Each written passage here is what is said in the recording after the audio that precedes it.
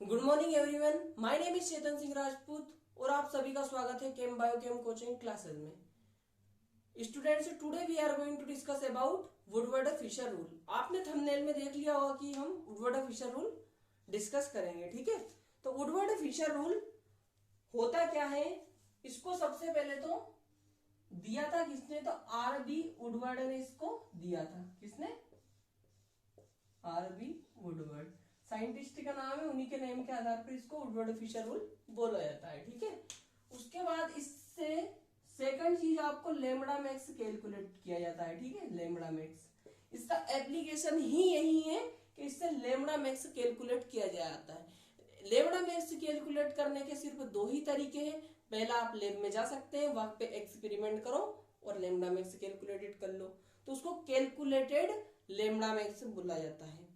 आप दूसरा तरीका ये है कि वुडवर्ड फिशर रूल से आप लेमड़ा मैक्स कैलकुलेट कर सकते हो, तो इसको थ्योरेटिकली क्या बोला जाता है, इसको थ्योरेटिकली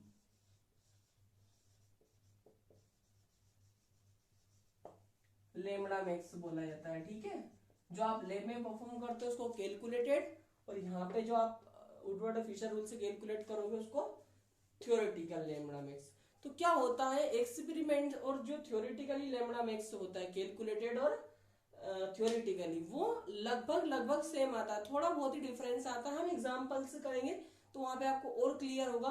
तो लगभग लगभग सेम ही आता है। ठीक है, वुडवर्ड फिशर रूल से भी।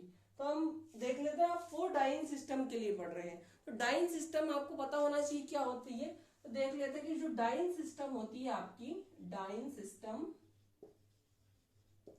जो आपकी जो डाइन होती है वो टू टाइप की होती है। ठीक है, कितने टाइप की होती है? टू टाइप की। फर्स्ट आपकी आती है एसाइक्लिक और सेकंड आती है आपकी साइक्लिक। ठीक है, फर्स्ट है आपकी एसाइक्लिक और सेकंड है आपकी साइक्लिक। देखिए, एसाइक्लिक का मतलब ये है कि जिसमें कोई साइकिल ना बने, वो एसाइक्लिक मतलब ओपन चेन। ठीक है, और साइक्लिक में जिसमें साइकिल बनती हो वो साइक्लिक डाइन होती है। डाइन मतलब जिसमें डबल बॉन्ड हो। ठीक है, तो एसाइक्लिक, एसाइक्लिक का एग्जांपल देख लीजिए, ये 1,3 ब्यूटाडाइन ले लीजिए आप। ठीक है, ये एसाइक्लिक हो गया। उसके बाद आप ये लीजिए, ये एसाइक्लिक के एग्जांपल हो।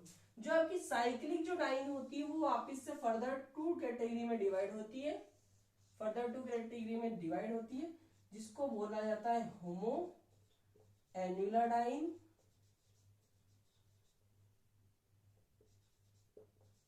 और सेकंड आपकी होती है हेटेरो एन्युलर डाइन,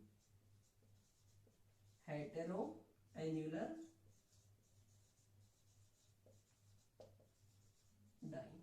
तो होमो एन्युलर डाइन क्या होती है, जिसमें कॉन्जुगेटेड जो डबल बॉन्ड रहते हैं वो एक ही रिंग में, होमो मतलब सेम रिंग, ठीक है, एक ही रिंग में हो, वो आपकी होमो एन्युलर डाइन होगी। क्या ये दोनों कॉन्जुगेटेड बॉन्ड एक ही रिंग में है, तो क्या इसको हम होमो एन्युलर डाइन बोल सकते हैं? बिल्कुल, ये आपकी होमो एन्युलर डाइन होगी। अब बताना आप इसको, क्या आपकी ये होमो एन्युलर डाइन है? क्या ये आपकी होमो एन्युलर डाइन है? बिल्कुल ये आपकी होमो एन्युलर डाइन है, क्योंकि इसमें जो दोनों कॉन्जुगेटेड बॉन्ड एक ही रिंग में है, इसलिए इसको होमो एन्युलर डाइन बोलते हैं।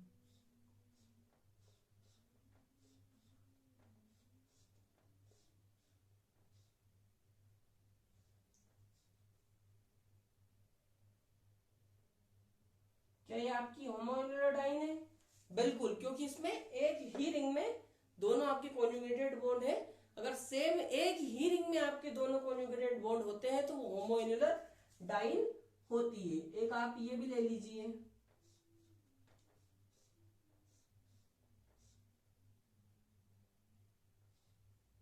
यहाँ पे भी देखिए होमो एन्युलर डाइन है, क्योंकि दोनों ही बॉन्ड आपके एक ही रिंग में है, इसलिए होमो एन्युलर डाइन। होमो मतलब होता है स्टूडेंट्स सेम। क्या होता है? होमो मीन्स सेम। अब हेट्रो मतलब होता है डिफरेंट। तो हेट्रोएनुलर डाइन में आप देखिए एग्जांपल्स।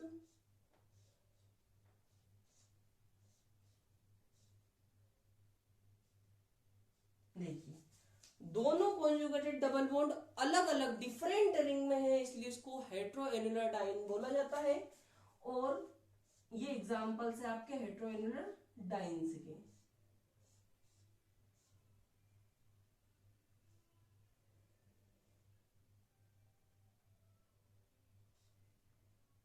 ये भी देखिए आप, जो कॉन्जुगेटेड जो डबल बॉन्ड है वो डिफरेंट रिंग में है, इसलिए इसको हेट्रोएनुलर डाइन बोला जाता है। क्या आपको ये बोर्ड दिखाई पड़ रहा है इतना?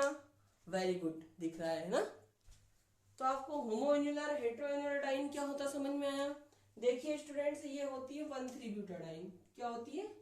1,3-ब्यूटाडाइन। तो यहाँ पे 1,3 जो ब्यूटाडाइन की जो बेस वैल्यू होती है, जब भी हम लेमडा मैक्स कैलकुलेट करेंगे तो इसकी जो बेस वैल्यू होती है वो 217 नैनोमीटर होती है, 217 नैनोमीटर होती है। जो आपकी होमोएन्युलर डाइन्स रहेगी उनकी बेस वैल्यू आपकी 253 नैनोमीटर, 253 नैनोमीटर, 253। और ये जो हेट्रोएन्युलर जो डाइन होती है इसकी 214 नैनोमीटर होती है, 214। ठीक है, इसकी बेस वैल्यू होती है। तो बेस जो आपकी 1,3-ब्यूटाडाइन है उसकी बेस वैल्यू 217 नैनोमीटर, होमोएन्युलर डाइन्स की 253 नैनोमीटर और हेट्रोएन्युलर की 214 नैनोमीटर होती है।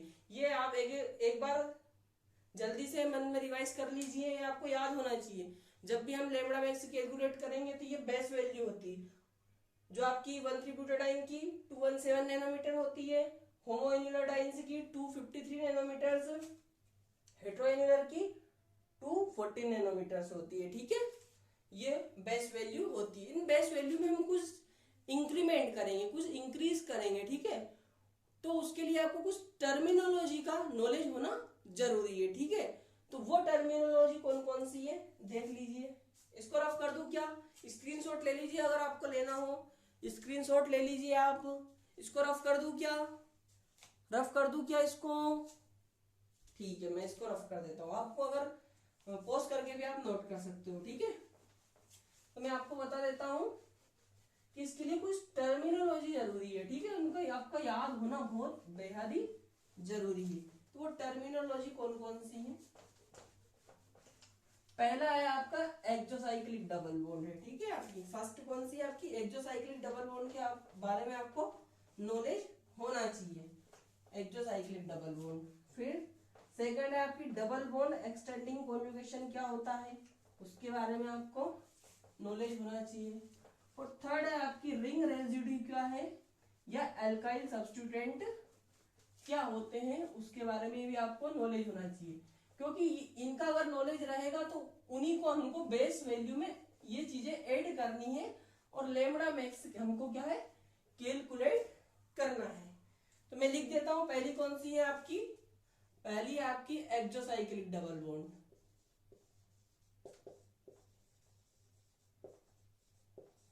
Exocyclic double bond.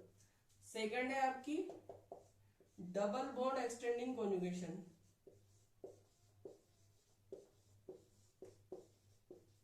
Double bond extending conjugation.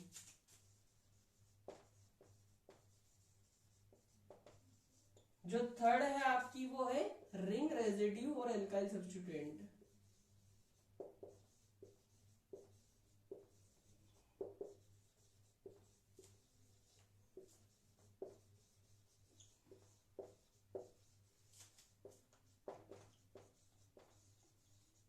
ये रिंग रेजिड्यू और एल्काइल सब्स्टिट्यूएंट, इन तीनों के बारे में आपको नॉलेज होना चाहिए।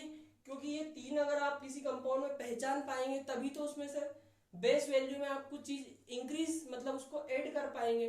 ठीक है, तो इन तीनों चीजों का आपको नॉलेज होना चाहिए। और अगर आपको इनके नोट से चाहिए तो आप मेरे को बोल देना, मैं आपको डिस्क्रिप्शन बॉक्स में इनका जो Woodward Fisher rule for dienes का आपको नोट्स प्रोवाइड करवा दूंगा। इन तीनों चीजों को आप नोट कर लीजिए, हम एक एक करके इनको डिस्कस कर लेते हैं। देखिए स्टूडेंट्स, एक्सोसाइक्लिक डबल बॉन्ड का कॉन्सेप्ट देख लेते हैं कि एक्सोसाइक्लिक डबल बॉन्ड होता क्या है। तो जो आपका एक्सोसाइक्लिक जो डबल बॉन्ड है वो क्या है, जो रिंग से डायरेक्टली अटैच्ड जो डबल बॉन्ड रहता है वो आपका एक्सोसाइक्लिक डबल बॉन्ड होता है। यहाँ पे देखिए इस रिंग से ये डबल बॉन्ड आपका डायरेक्टली अटैच्ड है, ठीक है, ये डायरेक्टली अटैच्ड है, इसलिए यहाँ पे जो एक्सोसाइक्लिक डबल बॉन्ड होगा यहाँ पे 1 होगा, ठीक है। ये ए रिंग नाम इसको दे देते हैं। ए रिंग के लिए जो डबल बॉन्ड है वो एक डबल बॉन्ड है, ठीक है। यहाँ पे देखिए इस वाली रिंग में ये ए जो रिंग है इससे ये जो डबल बॉन्ड है ये डायरेक्टली अटैच्ड डबल बॉन्ड है, ठीक है। ए रिंग से ये जो डबल बॉन्ड है ये डायरेक्टली अटैच्ड डबल बॉन्ड है, इसलिए इस रिंग के लिए ये एक्सोसाइक्लिक डबल बॉन्ड होगा। बी रिंग के लिए क्या ये एक्सोसाइक्लिक डबल बॉन्ड है? नहीं, ये जो बी रिंग से डायरेक्टली अटैच्ड नहीं। अगर ये यहाँ होता ये डबल बॉन्ड यूं ऐसा होता तो आप एक्सोसाइक्लिक बोल सकते थे, लेकिन ये नहीं है, इसलिए यहाँ पे एक्सोसाइक्लिक डबल बॉन्ड नहीं होगा। तो यहाँ पर भी आपका 1 ही एक्सोसाइक्लिक डबल बॉन्ड होगा। इस वाले में देख लीजिए, क्या ए रिंग से ये वाला डबल बॉन्ड डायरेक्टली अटैच्ड है? यस, यहाँ पर ये जो ए रिंग से ये डबल बॉन्ड डायरेक्टली अटैच्ड है तो 1, और ये क्या बी रिंग से ये जो डबल बॉन्ड है ये डायरेक्टली अटैच्ड है क्या? हाँ, तो यहाँ पे कितने 2 एक्सोसाइक्लिक डबल बॉन्ड हो जाएंगे, 2 exocyclic double bond, 2 exocyclic double bond होंगे। क्या ए रिंग में ये क्या एक्सोसाइक्लिक डबल बॉन्ड है? यस, डायरेक्टली जुड़ा है तो एक्सोसाइक्लिक डबल बॉन्ड होगा। क्या ए रिंग के लिए ये एक्सोसाइक्लिक डबल बॉन्ड है? बिल्कुल, ये भी एक्सोसाइक्लिक डबल बॉन्ड होगा। तो यहाँ पे 2 एक्सोसाइक्लिक आपके डबल बॉन्ड होंगे। क्या आप इसमें बता सकते हैं कितने एक्सोसाइक्लिक डबल बॉन्ड है? देखिए ए रिंग के लिए ये जो बॉन्ड है ये एक्सोसाइक्लिक डबल बॉन्ड है, तो बी रिंग के लिए भी एक्सोसाइक्लिक डबल बॉन्ड है, मींस यहाँ पर भी आपके 2 एक्सोसाइक्लिक डबल बॉन्ड होंगे। कितने एक्सोसाइक्लिक? 2 एक्सोसाइक्लिक डबल बॉन्ड होंगे। क्या आप इसमें मेरे को बता सकते हो कितने एक्सोसाइक्लिक डबल बॉन्ड है? ए रिंग के लिए, ए रिंग से ये डायरेक्टली अटैच्ड है ये जो डबल बॉन्ड है, तो ये इसके लिए एक्सोसाइक्लिक हुआ। ए रिंग के लिए ये एक्सोसाइक्लिक डबल बॉन्ड है। क्या बी रिंग के लिए ये एक्सोसाइक्लिक डबल बॉन्ड है? बिल्कुल है, क्योंकि ये बी रिंग से डायरेक्टली अटैच्ड है, तो मतलब 2 एक्सोसाइक्लिक डबल बॉन्ड हो। अब ये सी रिंग के लिए देखिए, क्या सी रिंग से ये जो डबल बॉन्ड है डायरेक्टली अटैच्ड है? बिल्कुल, ये इससे डायरेक्टली अटैच्ड है, देखिए इससे जुड़ा हुआ है, तो यहाँ पे 3 एक्सोसाइक्लिक डबल बॉन्ड होंगे। कितने? 3 एक्सोसाइक्लिक डबल बॉन्ड होगा। क्या आपको एक्सोसाइक्लिक डबल बॉन्ड की कहानी समझ में आई? देखिए स्टूडेंट्स, अगर यहाँ पे आपको देखते चलिए, जब अपन क्वेश्चन करेंगे तो वहां पर और अच्छे से आपको क्लियर हो जाएगा। अब डबल बॉन्ड एक्सटेंडिंग कॉन्जुगेशन, एक ही आपको टर्मिनोलॉजी याद होनी चाहिए। तो डबल बॉन्ड एक्सटेंडिंग कॉन्जुगेशन का मतलब ये होता है कि आपका 1,3-ब्यूटाडाइन था, वो जो पेरेंट कंपाउंड था उसको छोड़कर आपके पास कॉन्जुगेशन में एक्स्ट्रा डबल बॉन्ड कितने हैं, वहीं आपका एक्सटेंडिंग कॉन्जुगेशन होता है। देखते हैं इस वाले में, देखिए ये 1,3-ब्यूटाडाइन आपका पेरेंट कंपाउंड हो गया, 1,3-ब्यूटाडाइन पेरेंट कंपाउंड। अब इसके बाद अपने पास कॉन्जुगेशन में कितने डबल बॉन्ड है, तो यहाँ पे देख single bond double bond, single bond double bond, ये डबल बॉन्ड है, ठीक है। यहाँ पे ये डबल बॉन्ड हो गया, तो यहाँ पे कितने 2 जो डबल बॉन्ड है वो एक्सटेंडिंग कॉन्जुगेशन कर रहे हैं। अब यहाँ पे बताइए, देखिए मैंने आपको बताया है कि जो एक ही रिंग में डबल बॉन्ड होते हैं, कॉन्जुगेटेड डबल बॉन्ड होते हैं, वो होमोएन्युलर होती है, और जो डिफरेंट डिफरेंट रिंग में होते हैं वो डबल बॉन्ड वो हेटेरोएन्युलर होती है। तो यहाँ पे देखिए ये जो रिंग है ये तो होमोएन्युलर है, ये डबल बॉन्ड इसके साथ अगर कंबाइन करते तो ये हेटेरोएन्युलर हो जाती है ना, इसको हटा दे अभी। तो आपको जब भी होमोएन्युलर और हेटेरोएन्युलर में से सिलेक्ट करना हो, किसी एक को प्रायोरिटी देनी हो, तब आप उस केस में आप होमोएन्युलर को प्रायोरिटी दोगे, ठीक है। होमोएन्युलर आपका पेरेंट कंपाउंड होगा। तो यहाँ पे देखिए ये होमोएन्युलर को हमने पेरेंट कंपाउंड मान लिया, उसके बाद यहाँ पे एक जो डबल बॉन्ड है वो एक्सटेंडिंग कॉन्जुगेशन कर रहा है। कितना? एक डबल बॉन्ड आपका एक्सटेंडिंग कॉन्जुगेशन कर रहा है। यहाँ पे भी देखिए ये हेटेरोएन्युलर था और ये होमोएन्युलर है, तो प्रायोरिटी किसको देना है आपको? होमोएन्युलर इज मोर प्रायोरिटी देन हेटेरोएन्युलर, तो होमोएन्युलर की प्रायोरिटी ज्यादा होती है हेटेरोएन्युलर की कंपैरिजन में। तो यहाँ पे आपका पेरेंट कंपाउंड हो गया। अब कितने बॉन्ड आपके एक्सटेंडिंग कॉन्जुगेशन कर रहे हैं, तो यहाँ पे 1 और 2 आपके 2 बॉन्ड एक्सटेंडिंग कॉन्जुगेशन यहाँ पे कर रहे हैं। तो आई थिंक आपको एक्सोसाइक्लिक डबल बॉन्ड और डबल बॉन्ड एक्सटेंडिंग कॉन्जुगेशन का कॉन्सेप्ट समझ में अच्छे से आ गया है। देखिए स्टूडेंट, दो हमने डिस्कस कर लिए हैं, एक तो एक्सोसाइक्लिक डबल बॉन्ड और extending of conjugation double bond extending conjugation. Third है हमारा एल्काइल सब्स्टिट्यूएंट और ring residue. Both are different thing. कुछ लोग इन्हें सेम ही मानते हैं क्योंकि इनका जो 5 नैनोमीटर इनकी जो बेस वैल्यू में हमको ऐड करना होता है, इसलिए एल्काइल सब्स्टिट्यूएंट और रिंग रेसिड्यू को एक ही मान लेते हैं, एक ही समझ लेते हैं, जो कि बहुत ही गलत है यहाँ पे। ठीक है, ऐसा नहीं करना है हमको। रिंग रेसिड्यू अलग है और एल्काइल सब्स्टिट्यूएंट अलग है। रिंग रेसिड्यू रिंग का पार्ट होता है, रिंग रेसिड्यू रिंग का पार्ट होता है, और एल्काइल सब्स्टिट्यूएंट आपको पता है मिथाइल, इथाइल, प्रोपाइल, ब्यूटाइल ना। तो ये आपको रिंग रेसिड्यू और एल्काइल सब्स्टिट्यूएंट हम डिस्कस कर लेते हैं। देखिए फर्स्ट एग्जांपल है आपका। ठीक है, आपको क्या करना है, आपको 1,3-ब्यूटाडाइन की स्ट्रक्चर आती होगी आई थिंक। ठीक है, ये आपकी 1,3-ब्यूटाडाइन की स्ट्रक्चर है। ठीक है, ये आपका पेरेंट कंपाउंड है 1,3-ब्यूटाडाइन। अगर आपको ऐसे समझ में नहीं है तो लाइन स्ट्रक्चर से, तो आप ये देखिए CH2 डबल बॉन्ड है, यहाँ पे सिंगल बॉन्ड, यहाँ पे CH2 ये, और यहाँ पे ये CH है, और यहाँ पे CH। आपको आई थिंक इतनी ऑर्गेनिक तो आती होगी लाइन स्ट्रक्चर बनाना। तो इसका जो फॉर्मूला निकल के आता है वो होता है CH2 double bond CH single bond CH double bond CH2। ये आपकी क्या 1,3-ब्यूटाडाइन आपका पेरेंट कंपाउंड है। ये तीनों ही आपके पेरेंट कंपाउंड है 1,3-ब्यूटाडाइन। लिखने का तरीका है अपना अपना।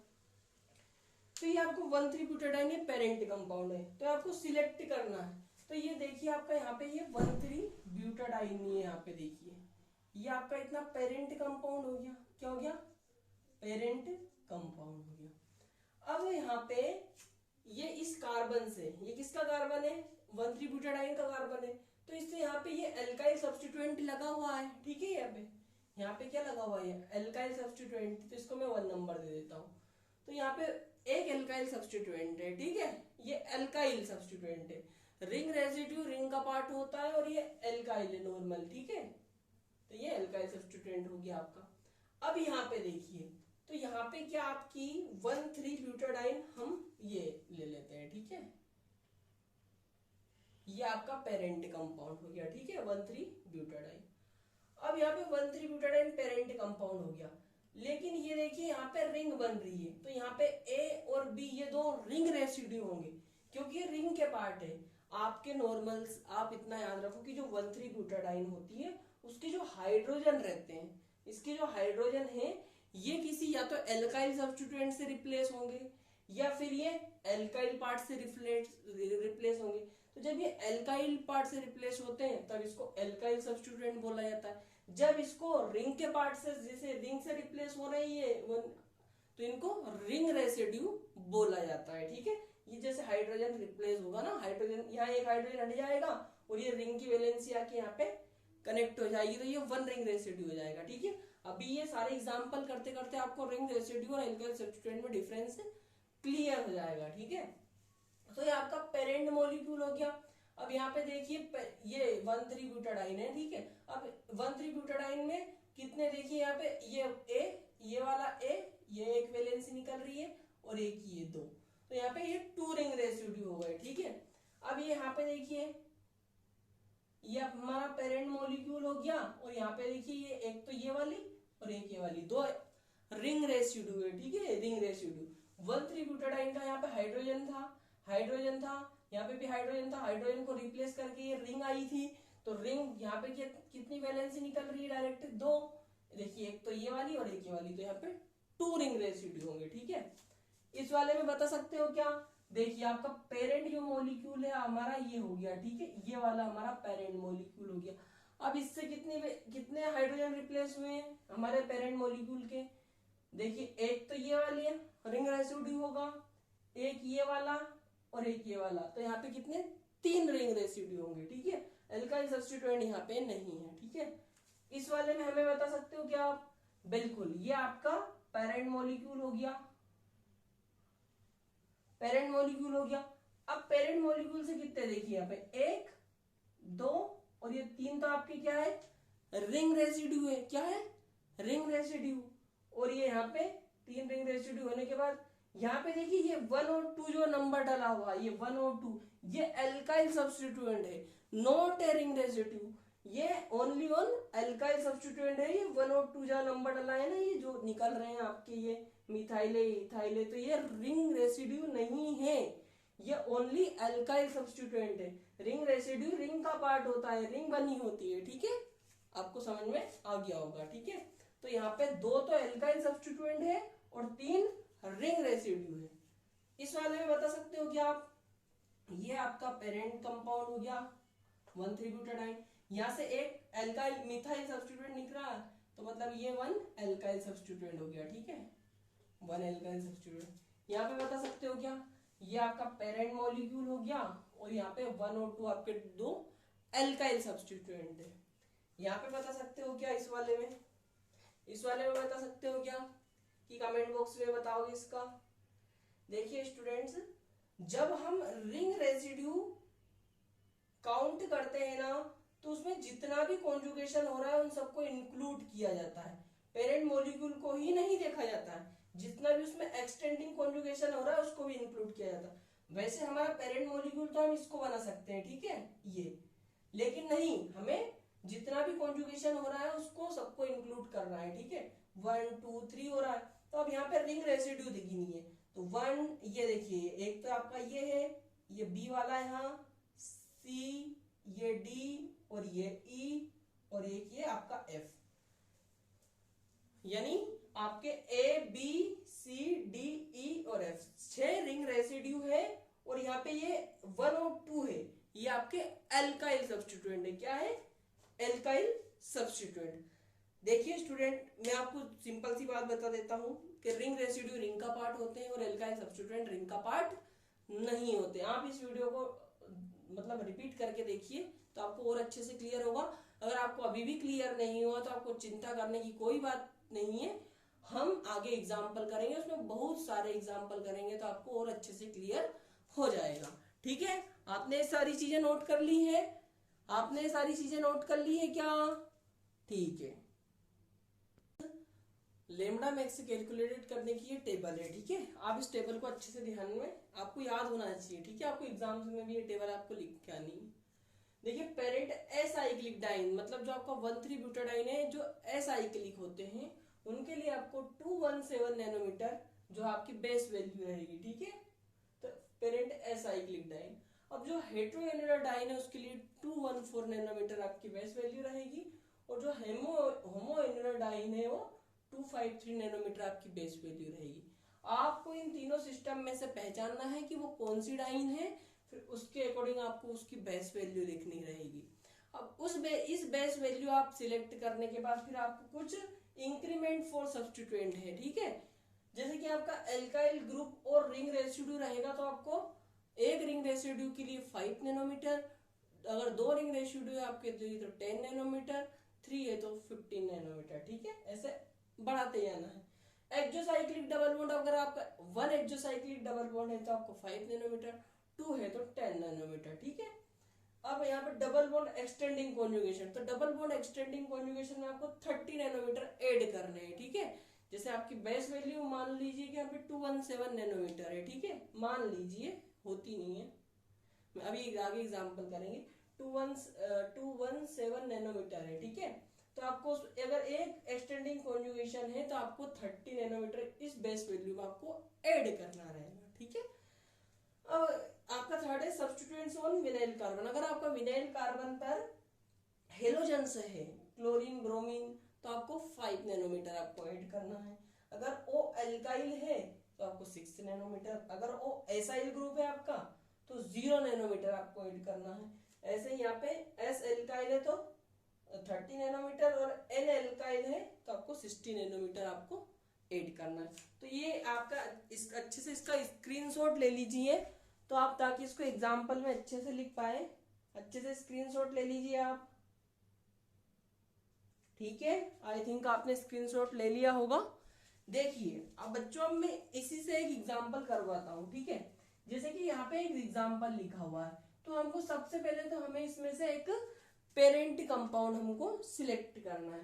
तो क्या ये असाइक्लिक है? बिल्कुल ये असाइक्लिक है, मतलब कोई साइकिल नहीं बनी हुई। तो हम यहाँ से 1,3 ब्यूटाडाइन सिलेक्ट करते हैं। तो देखिए स्टूडेंट्स, ये आपका 1,3 ब्यूटाडाइन है, ठीक है, ये आपका 1,3 ब्यूटाडाइन है। तो 1,3 ब्यूटाडाइन के लिए आप बेस वैल्यू कितनी लिखेंगे? यहां से बताइए बेस वैल्यू। बेस वैल्यू कितनी लिखेंगे आप? यहां से 217 नैनोमीटर, 217 नैनोमीटर, ठीक है, ये आपकी बेस वैल्यू हो गई। अब बेस वैल्यू हो गई, इसके बाद यहाँ पे आपको क्या, यहाँ पे एल्काइल ग्रुप दिख रहा है आपको? बिल्कुल, यहाँ पे ये एक एल्काइल ग्रुप जो है मिथाइल लगा हुआ है, ठीक है। तो आप यहाँ पे एल्काइल ग्रुप, और यहाँ पे एक ही एल्काइल ग्रुप है तो 5 नैनोमीटर आप ऐड कर देंगे, ठीक है। बाकी इसमें से एक भी चीजें उसमें दिखाई नहीं दे रही, ना तो एक्सटेंडिंग कॉन्जुगेशन है, ना तो जो डबल बॉन्ड एक्सोसाइक्लिक, बाकी ये नीचे की चीजें भी नहीं है। तो आइए इसको ऐड कर लेते हैं। तो 217 और 5 कितने होते हैं? 2 नैनोमीटर। ये आपकी कौन सी आई है? थियोरेटिकली स्पेलिंग में कुछ गलती हो जाए तो माफ कर देना बच्चों, थियोरेटिकली है। ये आप वुडवर्ड फिशर रूल से कैलकुलेट करते हो, लेकिन जब आप एक्सपेरिमेंट करके लाते हो, लैब जाते हो, तो उसकी जो वैल्यू आती है वो आती है 223 नैनोमीटर, यानी कैलकुलेटेड, ठीक है। आई आपको ये चीजें समझ में आ गई क्या आपको एग्जांपल समझ में आ गया? ठीक है, अगर आ गया तो ये नेक्स्ट एग्जांपल हम करते हैं, ठीक है।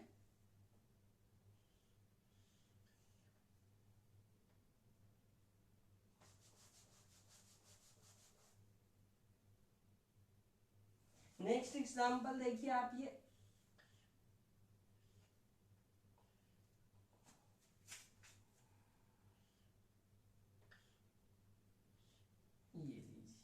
ये एग्जाम्पल करने की कोशिश की। सबसे पहले आप इसको पॉज कर लीजिए, खुद करने की कोशिश कीजिए इस वाले एग्जाम्पल को। सबसे पहले करना क्या, हमें पेरेंट मॉलिक्यूल को सिलेक्ट करना है। किसको? पेरेंट मॉलिक्यूल को हमें क्या करना है? यहाँ पे सिलेक्ट करना है, ठीक है। पेरेंट मॉलिक्यूल को हमें यहाँ पे क्या करना है? सिलेक्ट करना है। पेरेंट मॉलिक्यूल को यहाँ पे हमें क्या करना है? सिलेक्ट करना है। तो कर लिया क्या आपने सिलेक्ट? स्टूडेंट देखिए यहाँ पे है ना, इसको थोड़ा करेक्शन कर लीजिए। जो हम कैलकुलेट करते हैं ये, इसको हम कैलकुलेटेड वैल्यू है, ठीक है, कैलकुलेटेड, और ये ऑब्जर्व्ड होती है, ठीक है, ऑब्जर्व्ड। यहाँ पे आप थोड़ा सा करेक्शन कर लीजिए, ये ऑब्जर्व्ड होती है और ये कैलकुलेटेड को थ्योरेटिकल भी बोलते हैं, ठीक है। तो इस वाले में आप पेरेंट मॉलिक्यूल सिलेक्ट कर लिया क्या आपने? ये आपका 1,3 ब्यूटाडाइन हो गया, 1,3 ब्यूटाडाइन हो गया, ठीक है। अब यहाँ पे इसकी बेस वैल्यू क्या लिखेंगे आप? 217 नैनोमीटर, 217 नैनोमीटर।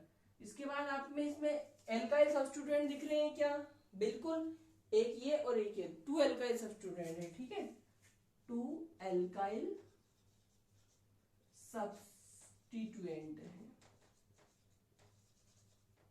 तो कितना आएगा यहाँ पे? एक के लिए 5 इंटू 2 है तो 10 नैनोमीटर। तो यहाँ पे कितना आएगा? 227 नैनोमीटर आपकी क्या आती है? कैलकुलेटेड। अब क्या आपको दिखाई दे रहा है स्टूडेंट्स? क्या आपको दिखाई दे रहा है?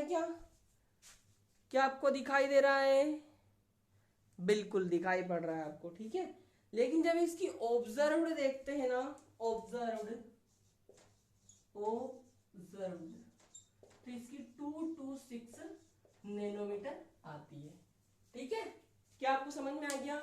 अगर आ गया तो बोलिए। हम इसके बहुत सारे एग्जाम्पल करेंगे, तो इसके लिए हमें सेकंड लेक्चर लाने की आवश्यकता होगी। तो तब तक पढ़ाई करते रहे। All the very best.